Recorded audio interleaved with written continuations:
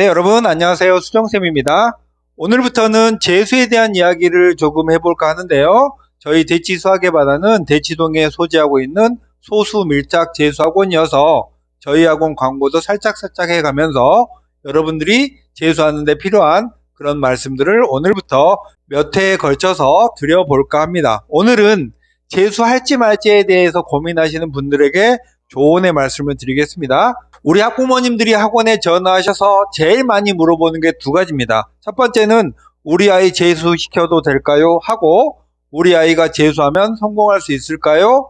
이 두 가지인데 이 부분에 대해서 전화상으로 답을 드리기 어려운 이유는 우리 학생의 실력도 봐야 되겠고 태도도 봐야 되고 여러 가지 것들을 직접 면담을 통해서 봐야지만 앞으로를 예상할 수 있는데 그냥 전화상으로 한두 개의 수치적인 정보만으로 학생을 파악하기는 좀 어렵기 때문이고 실제로 우리 학생들은 누구나 다 가능성은 있죠. 지금부터 잘하면 재수도 성공할 가능성이 많이 있기 때문에 일단은 가능성이 있습니다 라는 정도로 말씀을 드립니다. 우리 학생들이 재수라는 생각을 한 고3의 여름 정도 되면 하기 시작합니다. 그리고 수능날 저녁이 되면 재수 각이구나 이런 생각은 들 거고 부모님들도 마찬가지예요.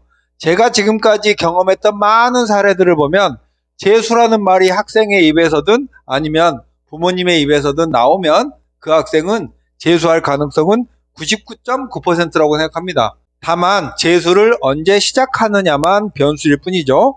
재수를 고민하는 이유가 첫 번째는 한 해 더해서 성적이 오를까? 이런 걱정 많으신 것 같고 두 번째는 부모님의 입장에서 우리 아이의 스타일이 재수해도 왠지 열심히 안 할 것 같아 이런 느낌 때문에 고민을 하는 경우도 많고 학생의 입장에서 공부는 하기 싫은데 낮은 대학은 가고 싶지 않은 그런 모순적 상황 때문에 또 재수를 고민하기도 하고 모의고사까지는 잘 봤는데 수능날 많이 망해서 수능시험에 대한 두려움이 있는 이런 분들이 재수를 많이 고민하는데요. 이런 모든 불안감을 다 잠재울 만큼 재수에서 성공한 학생도 꽤 많기 때문에 누군가 저에게 재수할까요 말까요 라고 고민하면 제가 조언한 것과 상관없이 무조건 그 학생은 재수하게 되는 게 거의 상식이니까 그냥 재수해 보라고 합니다. 여러 가지 이유가 있어요. 재수를 안 하고 계속 살아가게 된다면 보통 30대 중반까지도 재수 안 한 걸 후회하고 아쉬워하는 경우가 있습니다. 재수를 한 다음에 그 결과가 좋으면 더할 나위 없이 잘 된 거고 재수에서 성적이 떨어진 학생은 그렇게 많진 않아요. 성적은 무조건 오르니까 올해 갈 수 있는 대학보다는 내년에 갈 수 있는 대학이 더 좋기 때문에 재수에서 손해보는 일은 크게 없으니까 그냥 재수는 한번 해봐라. 할까 말까 고민하는 시간도 아깝다라는 생각이 저는 들고요. 두 번째는 올해 어떻게든 대학을 가고 그 대학에 적을 걸어놓고 재수하면 어떨까요? 이런 부분에 대한 궁금한 점도 많으실 텐데 수능 성적이 어느 정도 나와서 올해 입학하는 대학이 괜찮은 대학이에요. 그러면 학적을 유지하면서 재수를 하는 거 추천합니다. 그렇게 학교를 걸어놓고 재수한다고 해서 손해나는 일은 1년의 시간과 약간의 대학 등록금 정도의 손해보는 일이라 크게 고민될 문제는 없다고 생각합니다. 반대로 올해 수능을 망쳤고 올해 합격했거나 합격하게 될 대학이 별로예요. 이런 대학의 경우에는 굳이 거기를 걸어놓고 재수할 필요는 없을 것 같습니다. 왜냐면 내년에 여러분이 아무리 못해도 올해보다는 더 좋은 대학을 갈 가능성이 높기 때문에 그렇고요. 재수를 하는 학생의 입장에서는 주변의 얘기들도 많고 그래서 뭔가 안정적인 하한선을 두고 재수를 하고 싶은 마음이 굴뚝 같겠지만 뚝심 있게 올인 전략을 하는 경우가 가능성을 높이는 경우를 저는 더 많이 봤습니다. 그리고 제가 지금까지 경험한 걸 보면 돌아갈 곳이 있는 학생이 조금 더 태만하는 경우가 많았어요. 그리고 대학의 학적을 두고 재수를 할 때는 제가 반대하는 건 뭐냐면 대학 공부와 재수 공부를 병행하는 거 이건 정말 반대입니다. 이런 경우들을 우리는 반수라고 많이 부르잖아요. 저는 정말 매년 반수하는 학생들을 직간접적으로 100명, 한 150명 이상 보는데 반수는 시간적으로도 성공할 가능성이 매우 낮아요. 이렇게 말씀드리면 누구는 성공했다던데요. 이렇게 발레를 드는 분들도 있는데 그 학생은 보이지 않는 곳에서 계속 1년 동안 공부를 했을 가능성이 있고 아니면 수능적인 그런 개념이 이미 거의 다 완성돼서 혼자 공부하는 기간이 짧았지만 성공할 수도 있고 그 학생마저도 1년에 전체 풀 시간을 가지고 공부했더라면 더 좋은 결과를 맞을 가능성이 높기 때문에 여러분이 이쪽 저쪽에 양다리를 거치고 공부하는 것보다는 한쪽에 딱 올인을 하는 게 좋다고 생각하고, 대학이 정 아까우면 학점을 포기하고 재수한 다음에 그냥 내년에 1년 더 대학 생활을 한다라는 생각으로 공부를 해야 저는 합격 가능성이 높다고 생각합니다. 그 다음은 수능 시험이 끝나고 나서 이제 한 보름 정도의 시간이 지났습니다. 보름 조금 더 지났는데 우리 학생들이 수능을 망치고 나서 집에서 이제 약간 늘어진 생활을 하잖아요. 그리고 엄마 아빠는 그걸 보니까 마음이 답답합니다. 그래서 참다 못 참고 아들 재수해 볼래?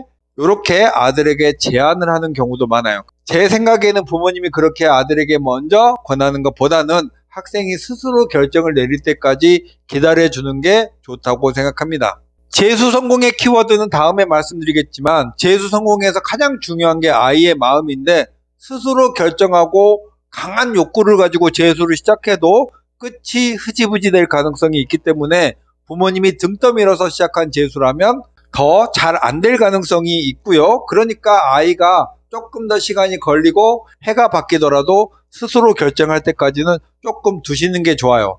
20살의 학생이 어리다고 해도 속으로는 많은 생각을 할 거고 놀면서도 이 생각 저 생각을 많이 할 거예요. 그러니까 자식을 믿고 기다려 주시는 게 더 좋다고 생각이 들고요. 다음 이야기는 네 마음이 변할 가능성은, 우리 학생이 재수 안 하겠다, 올해 성적에 맞춰서 대학을 가겠다 이렇게 말한 학생들도 많은데, 실제로 우리 학생이 평소 꿈꾸던 대학이나 학과가 아니면 점수에 맞춰서 꾸역꾸역 억지로 가게 되잖아요. 그러면 대학을 다니다가도 마음을 변할 가능성이 많습니다.